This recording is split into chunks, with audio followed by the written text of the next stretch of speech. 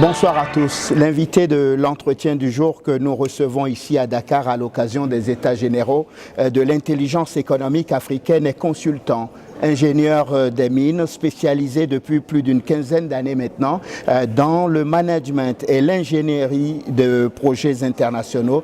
Il est surtout membre de CAVI Tunisie. Hichem El Fil, bonsoir. Bonsoir, monsieur. Merci d'avoir accepté Je vous en prie, c'est moi. Invitation. En préparant notre entretien, je me suis rendu compte que vous n'étiez pas un nouveau converti en intelligence économique. Qu'est-ce qui vous a poussé très tôt dans cette discipline?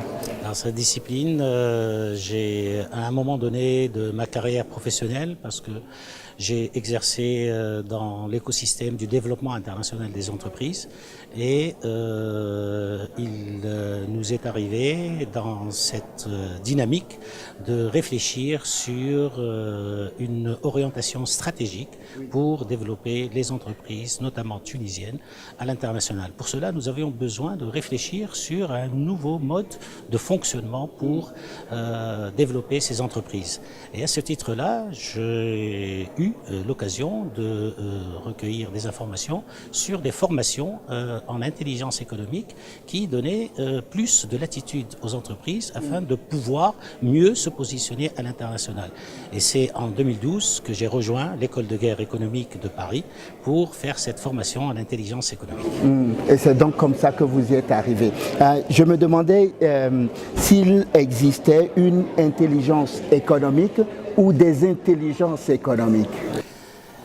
Il est vrai que le terme d'intelligence économique au départ était réduit à un domaine particulier de l'économie, mais il faut savoir que par la suite, cette intelligence économique, c'est devenu un éventail en fin de compte, qui regroupe plusieurs types d'intelligence. On parle aujourd'hui d'intelligence sportive, on parle d'intelligence culturelle, on parle d'intelligence collective, on parle d'intelligence surtout territoriale, et notamment pour nous autres pays africains où les disparités régionales sont très importantes. L'intelligence territoriale devrait, à mon sens, s'implanter de façon durable pour pouvoir mettre en œuvre des schémas régionaux d'intelligence économique. Pour la petite histoire, la petite anecdote de cet entretien que vous avez, vous et moi, juste avant le début de cet entretien, vous m'avez demandé de mettre le drapeau tunisien dans votre dos et le drapeau du CAVI. C'est de l'intelligence économique, ça aussi? C'est une partie de l'intelligence économique, ça s'appelle de l'influence. Vous savez que l'intelligence économique, il y a trois volets. Il y a le volet veille et anticipation, donc l'anticipation à travers la veille stratégique, commerciale, technologique, etc. Et puis il y a l'influence qui est un domaine particulier de l'intelligence économique, et il y a bien évidemment la protection du patrimoine, qu'il soit d'ordre matériel ou immatériel.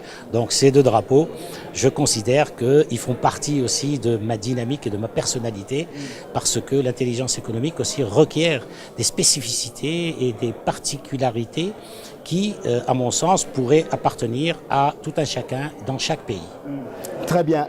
Si on devait faire les états généraux de l'intelligence économique en Tunisie, de la Tunisie, qu'est-ce qu'on dirait ? Ma foi, c'est une question pertinente dans le sens où je me pose la question, qu'est-ce qu'on dirait aujourd'hui des États généraux à partir du Sénégal? Je pense qu'à partir de la Tunisie, les États généraux mériteraient d'établir en fin de compte un lien entre l'Afrique du Nord qui, aujourd'hui, se positionne comme étant une charnière entre le monde méditerranéen et le monde de l'Afrique subsaharienne. Donc à partir de la Tunisie, je pense que l'on se positionnerait comme étant un vecteur de liaison entre l'Afrique subsaharienne et les pays, disons, l'environnement méditerranéen. Donc ça serait une intelligence économique, ce serait des États généraux qui donneraient une impulsion continentale, mais aussi régional et probablement qui dépasserait les limites du continent africain. Est-ce que, je vais reformuler ma question autrement, est-ce que l'intelligence économique, la discipline est entrée aujourd'hui dans les mœurs, aussi bien au niveau des institutions, des politiques, de la société civile, des entreprises en Tunisie? Oui et non. Oui, dans le sens où il y a eu effectivement des initiatives très pertinentes, tant dans le secteur privé que dans le secteur public. Je ne vais pas relater toutes ces initiatives, mais ceci étant, aujourd'hui la Tunisie vit une transition et une mutation sociétale à différents niveaux. Donc cette mutation fait en sorte à ce que de nouveaux modèles économiques, parce que la Tunisie a vécu durant les 40 dernières années sur un modèle économique disons particulier, et au vu de cette nouvelle mutation et au vu des bouleversements, disons sociétaux qui existent en Tunisie, il y a lieu de réfléchir et de réviser un nouveau modèle économique. Donc ce nouveau modèle économique, il va falloir y réfléchir afin de pouvoir intégrer une intelligence économique qui, elle, soit adaptée à ce nouveau modèle économique. Je me demandais aussi, vous l'évoquiez tantôt, dans un pays qui a connu donc ce bouleversement ces dernières années et qu'on suit de près, est-ce que l'intelligence économique peut participer à l'enracinement aussi de la démocratie? Bien évidemment, parce que l'intelligence économique, c'est la gestion de l'information. Et la gestion de l'information à différents niveaux est une gestion qui n'est plus centralisée, elle est décentralisée. Donc la décentralisation et la transparence de l'information à travers les outils, à travers les plateformes, va sûrement faire en sorte à ce qu'il y ait une sorte de démocratisation de l'information, donc disons une avancée dans le cadre du processus démocratique. Vous êtes de ceux qui pensent que l'intelligence économique n'est pas juste un outil de performance, mais c'est aussi un outil de souveraineté. Ce soir, juste brièvement, j'aimerais que vous puissiez préciser votre pensée. Un outil de souveraineté dans le sens où l'intelligence économique fait appel à une sauvegarde du patrimoine culturel, notamment, du patrimoine économique, du patrimoine sociétal. Donc à partir de ce moment-là, sans pour autant verser dans une sorte de protectionnisme, l'intelligence économique permet aussi de garder et de cadrer la souveraineté nationale. Vous-même, vous avez animé au cours de ces États généraux le panel numéro 3, je crois, c'est ça? Intitulé ce que l'intelligence économique peut apporter aux organisations africaines. Oui, oui, c'est ça.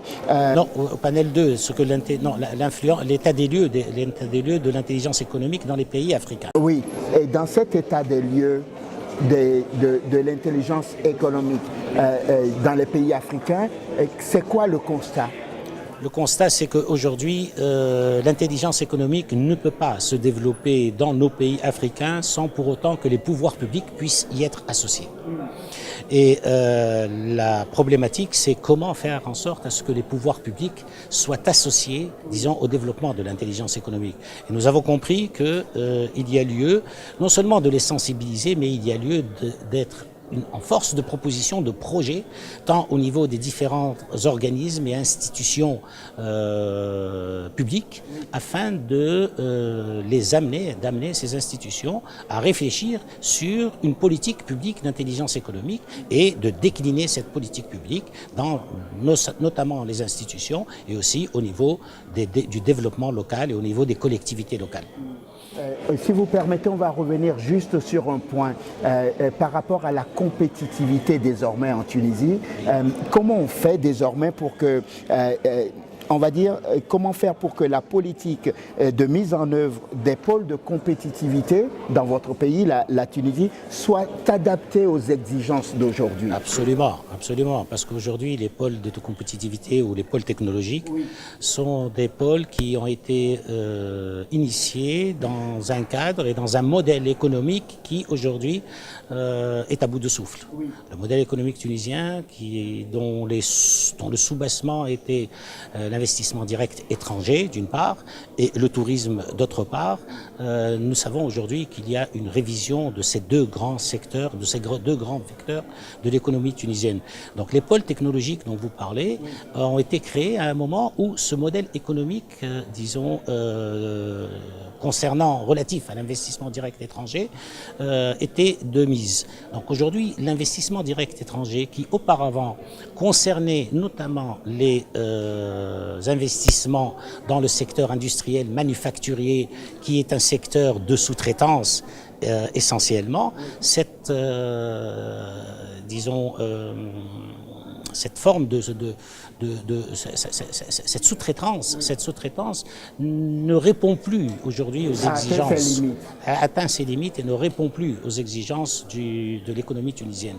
Donc aujourd'hui, nous devrions et nous sommes en train de faire en sorte de passer de cette industrie manufacturière de sous-traitance à une autre forme d'industrie, et notamment une industrie 4.0. Et pour cela, bien évidemment, il va falloir réfléchir à l'intelligence économique et à son apport dans cette nouvelle industrie 4.0. Dans le grand combat que nous livrons aujourd'hui pour la compétitivité des États africains, je me demandais aussi, est-ce qu'il faut avoir une politique commune en intelligence économique ou plutôt chaque pays doit s'occuper de sa propre politique d'intelligence commune? Est-ce que vous comprenez ma préoccupation? Les deux à la fois. Je comprends très bien les deux à la fois parce qu'il faut savoir que certains pays africains ont atteint un niveau d'intelligence économique assez performant. Donc, bien évidemment, le Maroc a quelques longueurs d'avance sur d'autres pays africains et la mise en œuvre d'une politique d'intelligence économique au Maroc a montré ses fruits et ceci étant, donc il va falloir aujourd'hui harmoniser cette dynamique d'intelligence économique et faire en sorte à ce que chacun puisse être complémentaire dans une certaine mesure avec d'autres pays. Donc je ne pense pas qu'aujourd'hui on puisse mettre en œuvre une politique commune, mais plutôt des politiques et établir des interactions, établir des échanges afin de bénéficier les uns et les autres des expériences des uns et des autres. Hichem El Fil, au moment où s'achèvent donc ces états généraux de l'intelligence économique africaine, comment l'Afrique pourrait-elle, disons, définitivement s'approprier l'intelligence économique comme, on va dire, un outil indispensable pour la conquête du marché extérieur?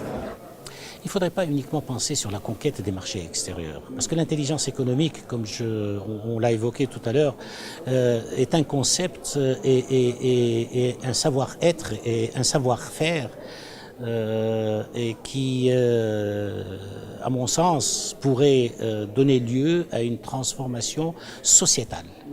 Le but de la mise en œuvre de l'intelligence économique ne s'inscrit pas uniquement dans la conquête des marchés. La conquête des marchés, c'est un aspect de l'intelligence économique. Mais l'intelligence économique est ouverte aussi à une forme, à une manière de vivre en société différente de celle qu'on a vécue auparavant et de celle qu'on a vécue à travers des écoles de pensée économique très rigoureuses. Donc l'intelligence économique, il faut la considérer, il faut l'intégrer comme étant un concept de vie qui permet les échanges et qui permet l'enrichissement mutuel. Hichem El Fil, merci. Merci à vous. Économiste, ingénieur des mines, spécialisé depuis plus d'une quinzaine d'années maintenant, c'est ça, hein, dans le management et l'ingénierie de projets internationaux. Vous êtes surtout, je le rappelais au début de cette émission, membre de CAVI Tunisie. Le CAVI, c'est le Centre africain de veille et d'intelligence économique. Merci infiniment. Merci à vous d'être passé nous voir ici à Dakar pour cet entretien du jour. Merci à vous de nous avoir suivis. Je vous souhaite de passer une excellente suite de programmes, évidemment sur Télésud. On se retrouve demain pour un nouveau numéro de l'entretien du jour. D'ici là, portez-vous bien. À demain.